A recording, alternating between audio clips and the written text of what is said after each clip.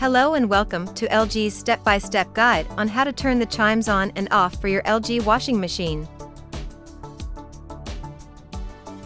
You can hear a melody or chimes when a cycle starts or stops, when you adjust the settings on the control panel, or whenever you turn the washer on or off. You can easily turn the chimes off whenever you want. Here is how to do so. First, make sure the washing machine is turned on. To turn the function on/off, press the signal button.